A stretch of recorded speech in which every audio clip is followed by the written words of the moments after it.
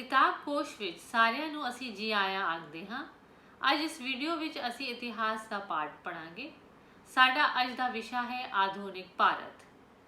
ਇਸ ਪਾਠ ਵਿੱਚ ਅਸੀਂ ਦੱਸਾਂਗੇ ਕਿ ਭਾਰਤ ਵਿੱਚ ਆਧੁਨਿਕ ਕਾਲ ਕਦੋਂ ਅਤੇ ਕਿਵੇਂ ਆਇਆ, ਪੁਰਾਣੇ ਵਕਤਾਂ ਦਾ ਖਾਤਮਾ ਹੋਇਆ ਅਤੇ ਇੱਕ ਨਵੀਂ ਤਾਰੀਖ ਨੇ ਜਨਮ ਲਿਆ। ਕਿਹੜੇ-ਕਿਹੜੇ ਨਵੇਂ ਰਾਜ ਕਾਇਮ ਹੋਏ ਅਤੇ ਕਿਹੜੇ ਖਤਮ ਹੋਏ, ਵਿਦੇਸ਼ੀ ਭਾਰਤ ਵਿੱਚ ਕਿਵੇਂ ਆਏ। ਨਾਲ ਹੀ ਅਸੀਂ ਇਤਿਹਾਸ ਦੇ ਸਰੋਤ ਬਾਰੇ ਵੀ ਜਾਣਕਾਰੀ ਦੇਵਾਂਗੇ। ਇਹ ਪਾਠ 8ਵੀਂ ਦੇ ਬੱਚਿਆਂ ਲਈ ਫਾਇਦੇਮੰਦ ਹੋਏਗਾ। इतिहास की है कि इतिहास सिर्फ तरीका नाल संबंधित है?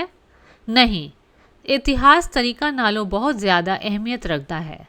इतिहास विच असी सिर्फ एक घटना ते गौर नहीं करते, बल्कि ये जानन दी कोशिश करते हाँ कि ये घटना कित्थे होई, कदों होई अते किवें होई। अज दे इस सबक विच असी आधुनिक भारत बारे जानकारी हासिल करांगे। इतिहासकार दुनिया के इतिहास ਨੂੰ 3 ਹਿੱਸਿਆਂ ਵਿੱਚ ਵੰਡਦੇ ਹਨ: ਪ੍ਰਾਚੀਨ ਕਾਲ, ਮੱਧਕਾਲ ਅਤੇ ਵਰਤਮਾਨ ਕਾਲ ਜਾਂ ਆਧੁਨਿਕ ਕਾਲ। ਕੀ ਇਤਿਹਾਸ ਨੂੰ ਇਸ ਤਰ੍ਹਾਂ ਵੰਡਣਾ ਦੁਰਸਤ ਹੈ? ਅੱਜ ਅਸੀਂ ਇਸ ਬਾਰੇ ਆਪਣੇ ਖਿਆਲ ਸਾਂਝੇ ਕਰਾਂਗੇ। ਹਰ ਮੁਲਕ ਵਿੱਚ ਆਧੁਨਿਕ ਕਾਲ ਦੀ ਸ਼ੁਰੂਆਤ ਵੱਖਰੇ ਸਮੇਂ ਤੇ ਹੋਈ। ਯੂਰਪ ਵਿੱਚ ਆਧੁਨਿਕ ਕਾਲ 16ਵੀਂ ਸਦੀ ਵਿੱਚ ਸ਼ੁਰੂ ਹੋਇਆ, ਪਰ ਭਾਰਤ ਵਿੱਚ ਆਧੁਨਿਕ ਕਾਲ ਦਾ ਆਗਾਜ਼ 18ਵੀਂ ਸਦੀ ਵਿੱਚ ਹੋਇਆ। ਇਸ ਤਰ੍ਹਾਂ ਕਿਉਂ? ਭਾਰਤ 200 ਸਾਲ ਪਿੱਛੇ ਕਿਵੇਂ ਰਹਿ ਗਿਆ? ਸੰਸਾਰ ਵਿੱਚ ਜਿਹੜੇ ਮੁਲਕਾਂ ਨੇ ਤੇਜ਼ੀ ਨਾਲ ਤਰੱਕੀ ਕੀਤੀ, ਉਹ ਛੇਤੀ ਆਧੁਨਿਕ ਹੋ ਗਏ। ਭਾਰਤ ਵਿੱਚ ਉਸ ਵੇਲੇ ਮੁਗਲ ਰਾਜ ਸੀ ਅਤੇ ਦੇਸ਼ ਮੱਧ ਕਾਲ ਵਿੱਚ ਸੀ।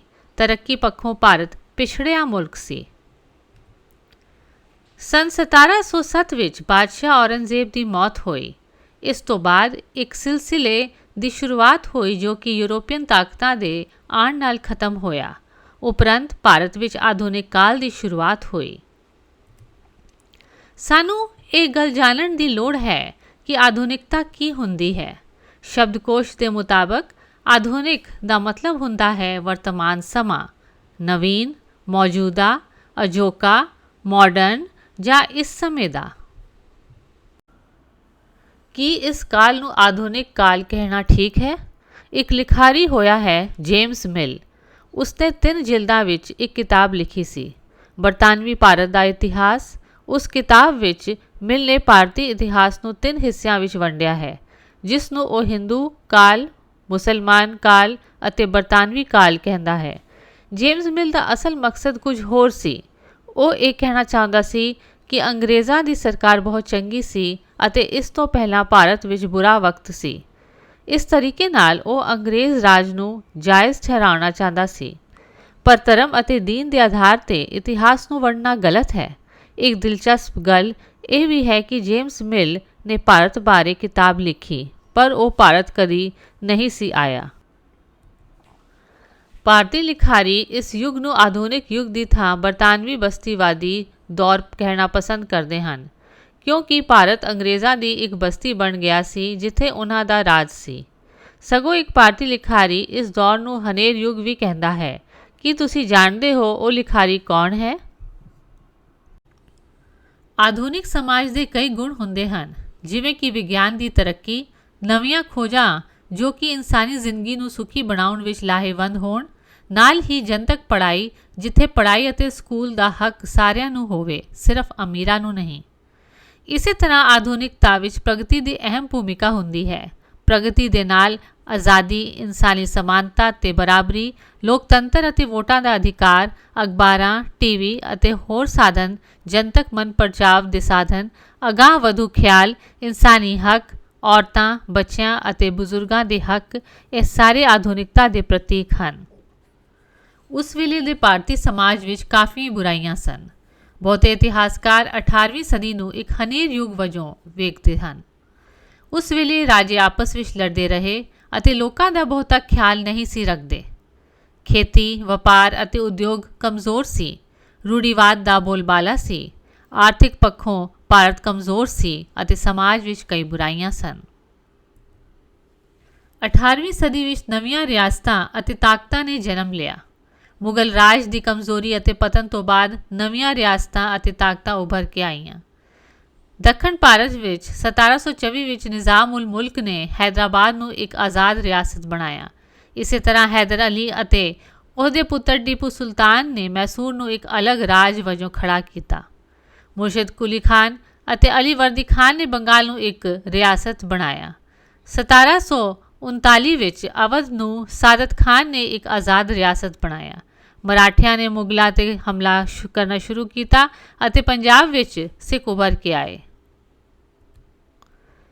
ਜਿਸ ਤਰ੍ਹਾਂ ਖੇਤਰੀ ਪੱਧਰ 'ਤੇ ਨਵੀਆਂ ਤਾਕਤਾਂ ਆਈਆਂ ਜਿਨ੍ਹਾਂ ਵਿੱਚ ਮਰਾਠੇ, ਸਿੱਖ, ਰੋਹੇਲੇ, ਪਠਾਨ ਅਤੇ ਰਾਜਪੂਤ ਸਨ, ਉਸੇ ਤਰ੍ਹਾਂ 4 ਯੂਰਪੀ ਤਾਕਤਾਂ ਦੀ ਭਾਰਤ ਵਿੱਚ ਆਪਣਾ ਰੁਤਬਾ ਬਣਾਉਣ ਲੱਗੀਆਂ। ਯੂਰਪ ਦੀਆਂ 4 ਤਾਕਤਾਂ ਭਾਰਤ ਵਿੱਚ ਸਰਗਰਮ ਸਨ: ਪੁਰਤਗਾਲੀ, ਡੱਚ, ਅੰਗਰੇਜ਼ ਅਤੇ ਫਰਾਂਸੀਸੀ। ਸਿਰਫ ਭਾਰਤੀ ਰਿਆਸਤਾਂ ਦੀ ਆਪਸ ਵਿੱਚ ਨਹੀਂ ਸਨ ਲੜ ਰਹੀਆਂ, ਯੂਰਪੀ ਵੀ ਭਾਰਤ ਵਿੱਚ ਆਪਣਾ ਰੁਤਬਾ ਵਧਾਉਣ ਵਾਸਤੇ ਆਪਸ ਵਿੱਚ ਲੜਦੇ ਰਹੇ। ਮਿਸਾਲ ਦੇ ਤੌਰ 'ਤੇ ਅੰਗਰੇਜ਼ ਅਤੇ ਫਰਾਂਸੀਸੀਆਂ ਵਿਚਾਲੇ 3 ਲੜਾਈਆਂ ਹੋਈਆਂ ਜਿਨ੍ਹਾਂ ਨੂੰ ਕਰਨਾਟਕ ਯੁੱਧ ਕਿਹਾ ਜਾਂਦਾ ਹੈ। ਇਹ 3 ਲੜਾਈਆਂ 1744 ਤੇ 1763 ਵਿਚਾਲੇ ਹੋਈਆਂ। ਆਖਰ ਅੰਗਰੇਜ਼ ਜੇਤੂ ਰਹੇ ਅਤੇ ਫਰਾਂਸੀਸੀਆਂ ਦਾ ਰਸੂਖ ਘਟ ਗਿਆ। ਹੌਲੀ ਹੌਲੀ ਪੁਰਤਗਾਲੀ ਅਤੇ ਡੱਚ ਦਾ ਅਸਰ ਵੀ ਘਟਦਾ ਗਿਆ। ਹੁਣ ਅੰਗਰੇਜ਼ ਭਾਰਤ ਵਿੱਚ ਸਭ ਤੋਂ ਤਾਕਤਵਰ ਬਣ ਗਏ। ਇਤਿਹਾਸ ਦੀ ਜਾਣਕਾਰੀ ਲਈ ਇਹ ਜ਼ਰੂਰੀ ਹੁੰਦਾ ਹੈ ਕਿ ਤੁਹਾਡੇ ਸਰੋਤ ਠੋਸ ਅਤੇ ਪੱਕੇ ਹੋਣ। ਪ੍ਰਾਚੀਨ ਕਾਲ ਅਤੇ ਮੱਧਕਾਲ ਦੇ ਸਰੋਤ ਘੱਟ ਮਿਲਦੇ ਹਨ, ਪਰ ਆਧੁਨਿਕ ਕਾਲ ਦੇ ਸਰੋਤ ਅੱਜਕੱਲ੍ਹ ਵੀ ਮਿਲ ਜਾਂਦੇ ਹਨ। ਆਧੁਨਿਕ ਭਾਰਤ ਦੀ ਪੜਚੋਲ ਲਈ 5 ਕਿਸਮ ਦੇ ਸਰੋਤ ਮਿਲਦੇ ਹਨ। ਇਹ ਹਨ ਪੁਸਤਕਾਂ, ਸਰਕਾਰੀ ਦਸਤਾਵੇਜ਼, ਅਖਬਾਰਾਂ, ਮੈਗਜ਼ੀਨ ਅਤੇ ਰਸਾਲੇ, ਇਤਿਹਾਸਕ ਇਮਾਰਤਾਂ ਤੇ ਚਿੱਤਰਕਾਰੀ ਅਤੇ ਬੁੱਤ ਕਲਾ। ਜਦੋਂ ਕਿਤਾਬਾਂ ਦਾ ਜ਼ਿਕਰ ਕਰੀਏ ਤਾਂ ਸਭ ਤੋਂ ਪਹਿਲਾਂ ਅੰਗਰੇਜ਼ਾਂ ਵੱਲੋਂ ਲਿਖੀਆਂ ਕਿਤਾਬਾਂ 'ਤੇ ਝਾਤ ਮਾਰਨੀ ਚਾਹੀਦੀ ਹੈ। ਮਿਸਾਲ ਦੇ ਤੌਰ 'ਤੇ ਇੱਕ ਅੰਗਰੇਜ਼ ਲਿਖਾਰੀ ਹੋਇਆ ਹੈ ਰਡਿਆਰਡ ਕਿਪਲਿੰਗ। ਉਹਨੇ ਲਾਹੌਰ ਦੇ ਇੱਕ ਅਨਾਥ ਬੱਚੇ ਬਾਰੇ ਨਾਵਲ ਲਿਖਿਆ ਹੈ ਜਿਸ ਦਾ ਨਾਂ ਹੈ ਕਿਮ। ਕਿਮ ਲਾਹੌਰ ਦੀਆਂ ਗਲੀਆਂ ਵਿੱਚ ਫਿਰਦਾ ਫਿਰਦਾ ਅੰਗਰੇਜ਼ਾਂ ਦਾ ਇੱਕ ਮੁਖਬਰ ਬਣ ਗਿਆ। ਇਹ ਕਿਤਾਬ ਬਹੁਤ ਹੀ ਮਸ਼ਹੂਰ ਹੋਈ। ਇਤਿਹਾਸਕਾਰ ਵਾਸਤੇ ਇਹ ਨਾਵਲ ਉਸ ਵੇਲੇ ਦੇ ਉੱਤਰੀ ਭਾਰਤ ਬਾਰੇ ਬਹੁਤ ਵਧੀਆ ਵੇਰਵਾ ਦਿੰਦੀ ਹੈ। ਇਸ ਨਾਵਲ ਦੇ ਵਿੱਚ ਭਾਰਤ ਦੇ ਧਰਮ, ਰਸਮ ਰਿਵਾਜ, ਵਹਿਮ ਅਤੇ ਭਾਰਤੀ ਲੋਕਾਂ ਦੀ ਜ਼ਿੰਦਗੀ, ਭਾਰਤ ਦੇ ਬਾਜ਼ਾਰ, ਸ਼ਹਿਰੀ ਜ਼ਿੰਦਗੀ ਅਤੇ ਖਾਸ ਕਰਕੇ ਜੀਟੀ ਰੋਡ ਦੇ ਆਲੇ ਦੁਆਲੇ ਇਲਾਕਿਆਂ ਬਾਰੇ ਜਾਣਕਾਰੀ ਹੈ। ਜੇ ਰਡਿਆਰਡ ਕਿਪਲਿੰਗ ਦੇ ਬਾਰੇ ਗੱਲ ਸ਼ੁਰੂ ਹੋਈ ਹੈ ਤੇ ਅਸੀਂ ਤੁਹਾਨੂੰ ਪੁੱਛਣਾ ਚਾਹਾਂਗੇ ਕਿ ਤੁਸੀਂ ਰਡਿਆਰਡ ਕਿਪਲਿੰਗ ਦਾ ਨਾਂ ਸੁਣਿਆ ਹੈ? ਕਿਪਲਿੰਗ ਬਹੁਤ ਮਸ਼ਹੂਰ ਲਿਖਾਰੀ ਹੋਇਆ ਹੈ। ਉਸਨੇ ਇੱਕ ਕਿਤਾਬ ਲਿਖੀ ਸੀ ਜਿਸ ਦਾ ਮੁੱਖ ਪਾਤਰ ਮੋਗਲੀ ਸੀ। ਕੁਝ ਯਾਦ ਆਇਆ? ਜੰਗਲ ਬੁੱਕ ਵਾਲਾ ਮੋਗਲੀ। ਜੀ ਹਾਂ, ਇਹ ਕਿਤਾਬ ਕਿਪਲਿੰਗ ਦੀ ਲਿਖੀ ਹੋਈ ਹੈ। ਕੀ ਤੁਸੀਂ ਜਾਣਦੇ ਹੋ ਕਿਪਲਿੰਗ ਸਾਹਿਤ ਦੀ ਦੁਨੀਆ ਦਾ ਸਭ ਤੋਂ ਘੱਟ ਉਮਰ ਵਾਲਾ ਨੋਬਲ ਇਨਾਮ ਜੇਤੂ ਹੈ। ਕਿਪਲਿੰਗ ਦਾ ਜਨਮ ਭਾਰਤ ਵਿੱਚ ਹੋਇਆ ਸੀ। ਕਿਪਲਿੰਗ ਲਾਹੌਰ ਦੇ ਇੱਕ ਅਖਬਾਰ ਵਿੱਚ ਸਹਾਇਕ ਸੰਪਾਦਕ ਵਜੋਂ ਕੰਮ ਕਰਦਾ ਸੀ। ਕਿਮ ਇੱਕ ਨਾਵਲ ਹੈ, ਪਰ ਉਸ ਵੇਲੇ ਹੋਰ ਅੰਗਰੇਜ਼ ਅਫਸਰ ਵੀ ਸਨ ਜਿਨ੍ਹਾਂ ਨੇ ਭਾਰਤ ਬਾਰੇ ਲਿਖਿਆ ਹੈ। ਉਹਨਾਂ ਵਿੱਚੋਂ ਇੱਕ ਸਨ ਜਾਰਜ ਰਾਬਰਟ ਐਲਸਮੀ। ਉਹ ਆਪਣੇ ਮਾਤਾ ਜੀ ਨੂੰ ਖਤ ਲਿਖਦੇ ਸਨ ਜਿਸ ਵਿੱਚ ਉਹ ਉਸ ਵੇਲੇ ਦੇ ਪੰਜਾਬ ਬਾਰੇ ਵੇਰਵਾ ਦਿੰਦੇ ਸਨ। ਇਹਨਾਂ ਚਿੱਠੀਆਂ ਨੂੰ ਇੱਕ ਕਿਤਾਬ ਦੇ ਰੂਪ ਵਿੱਚ ਛਾਪਿਆ ਗਿਆ ਹੈ। ਇਸ ਕਿਤਾਬ ਦਾ ਨਾਂ ਹੈ 35 ਸਾਲ ਪੰਜਾਬ ਵਿੱਚ। ਕਿਤਾਬ ਵਿੱਚ 1858 ਤੋਂ 1893 ਦੇ ਪੰਜਾਬ ਦੇ ਪ੍ਰਬੰਧਕੀ, ਸਮਾਜੀ ਅਤੇ ਸਿਆਸੀ ਹਾਲਤ ਦਾ ਵੇਰਵਾ ਹੈ। ਇਸੇ ਤਰ੍ਹਾਂ ਭਾਰਤੀ ਲਿਖਾਰੀਆਂ ਦੀਆਂ ਰਚਨਾਵਾਂ ਵੀ ਇੱਕ ਆਲਾ ਦਰਜੇ ਦਾ ਸਰੋਤ ਹਨ। ਪੰਜਾਬੀ ਦੇ ਮਸ਼ਹੂਰ ਸਾਹਿਤਕਾਰ ਨਾਨਕ ਸਿੰਘ ਨੇ ਜਲਿਆਂਵਾਲਾ ਬਾਗ ਦੇ ਸਾਕੇ 'ਤੇ ਕਿਤਾਬ ਲਿਖੀ ਸੀ ਜਿਸ ਦਾ ਸਿਰਲੇਖ ਸੀ ਖੂਨੀ ਵਿਸਾਖੀ। ਇਸ ਰਚਨਾ ਵਿੱਚ ਜਲਿਆਂਵਾਲਾ ਬਾਗ ਦੀ ਘਟਨਾ ਦਾ ਲੜੀਵਾਰ ਬਿਆਨ ਹੈ। ਕੀ ਤੁਸੀਂ ਜਾਣਦੇ ਹੋ ਖੂਨੀ ਵਿਸਾਖੀ ਉੱਤੇ ਅੰਗਰੇਜ਼ਾਂ ਨੇ ਪਾਬੰਦੀ ਲਗਾ ਦਿੱਤੀ ਸੀ। 100 ਸਾਲ ਮਗਰੋਂ 2019 ਵਿੱਚ ਨਾਨਕ ਸਿੰਘ ਦੇ ਪੋਤਰੇ ਨਵਦੀਪ ਸਿੰਘ ਸੂਰੀ ਨੇ ਇਸ ਦਾ ਅੰਗਰੇਜ਼ੀ ਵਿੱਚ ਅਨੁਵਾਦ ਕੀਤਾ। ਸਰਕਾਰੀ ਦਸਤਾਵੇਜ਼ ਉੱਚ ਕੋਟੀ ਦੇ ਸਰੋਤ ਹੁੰਦੇ ਹਨ। ਇਸ ਤਸਵੀਰ ਵਿੱਚ ਤੁਸੀਂ 2 ਸਰਕਾਰੀ ਦਸਤਾਵੇਜ਼ ਵੇਖ ਸਕਦੇ ਹੋ।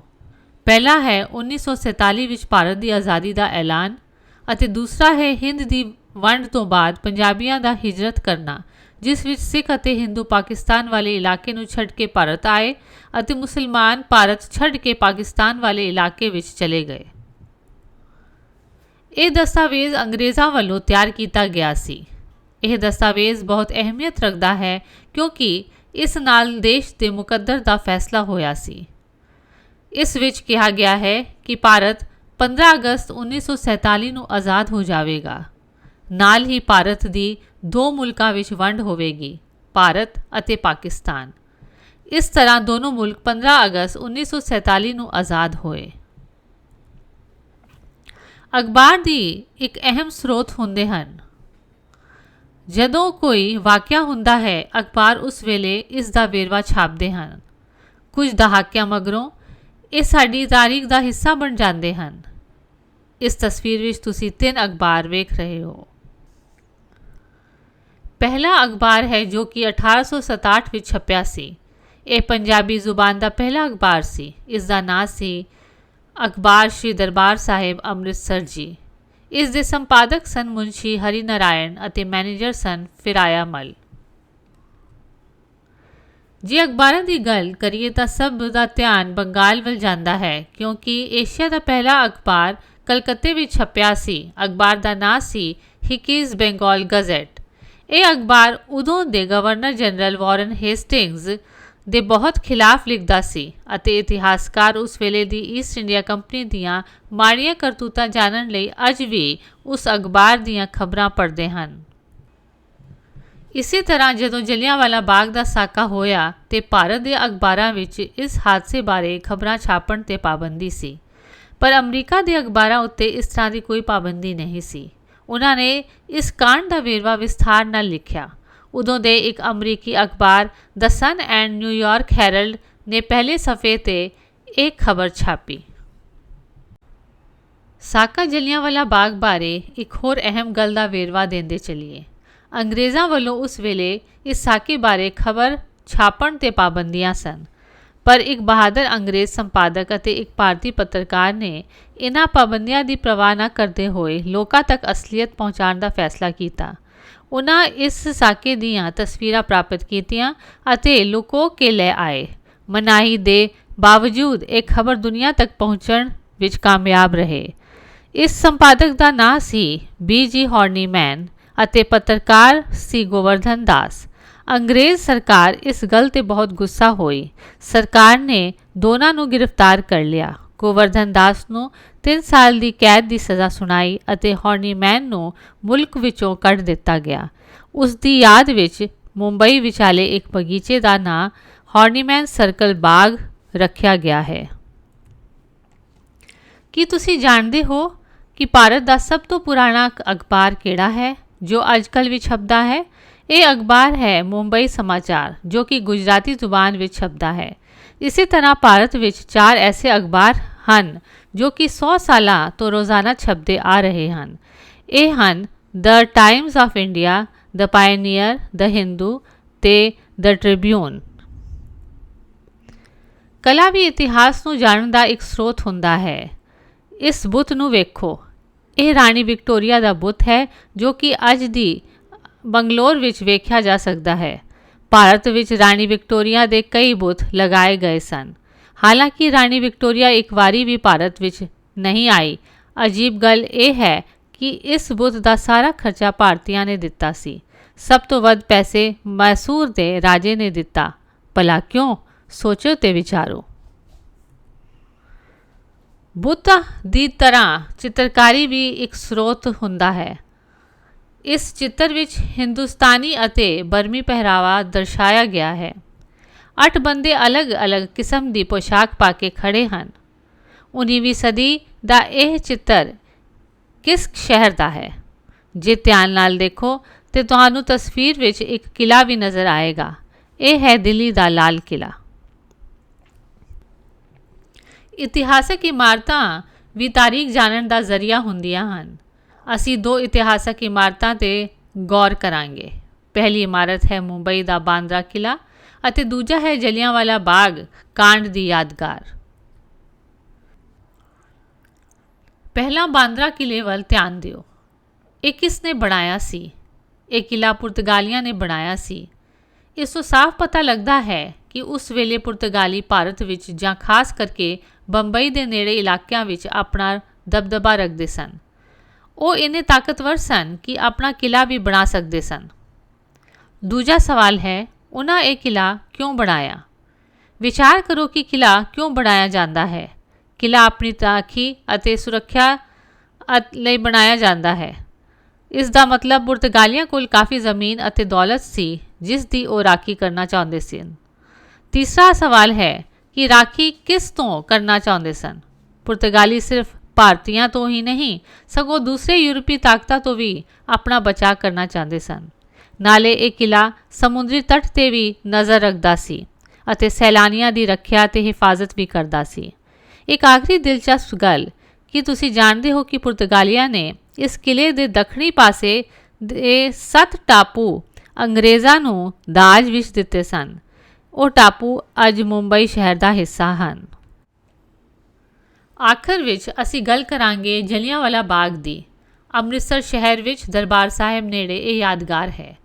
ਜੇ ਅੰਮ੍ਰਿਤਸਰ ਜਾਓ ਤੇ ਜ਼ਰੂਰ ਵੇਖਣਾ। ਇਹ 13 ਅਪ੍ਰੈਲ 1919 ਦੀ ਵਿਸਾਖੀ ਦੇ ਖੂਨੀ ਕਾਂਡ ਦੀ ਯਾਦ ਦਿਵਾਉਂਦੀ ਹੈ। ਅੱਜ ਵੀ ਜਲਿਆਂਵਾਲਾ ਬਾਗ ਦੀਆਂ ਦੀਵਾਰਾਂ ਵਿੱਚ ਗੋਲੀਆਂ ਦੇ ਨਿਸ਼ਾਨ ਹਨ ਜੋ ਕਿ ਜਨਰਲ ਡਾਇਰ ਦੇ ਆਦੇਸ਼ਾਂ ਤੇ ਨਿਹੱਥੇ ਭਾਰਤੀਆਂ ਤੇ ਚਲਾਈਆਂ ਗਈਆਂ।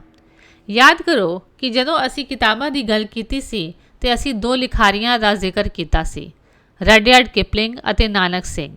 ਨਾਨਕ ਸਿੰਘ ਨੇ ਇਸ ਕਤਲੇਆਮ ਬਾਰੇ ਜਿਹੜੀ ਕਿਤਾਬ ਲਿਖੀ ਸੀ ਉਸ ਦਾ ਨਾਂ ਸੀ ਖੂਨੀ ਵਿਸਾਖੀ, ਪਰ ਕਿਪਲਿੰਗ ਨੇ ਇਸ ਕਾਂਡ ਦੀ ਨਿੰਦਿਆ ਕਰਨ ਦੀ ਬਜਾਏ ਜਨਰਲ ਡਾਇਰ ਦੀ ਸ਼ਲਾਘਾ ਕੀਤੀ।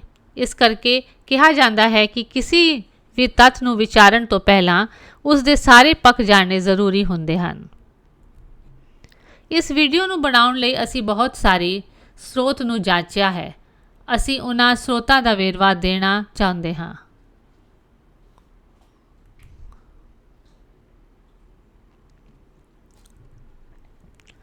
ਆਖਿਰ ਵਿੱਚ ਇੱਕ ਹੋਰ ਦਿਲਚਸਪ ਗੱਲ, ਤੁਸੀਂ ਮਦਰਾਸ ਦੇ ਫੋਰਟ ਵਿਲੀਅਮ ਕਿਲੇ ਬਾਰੇ ਸੁਣਿਆ ਹੋਵੇਗਾ।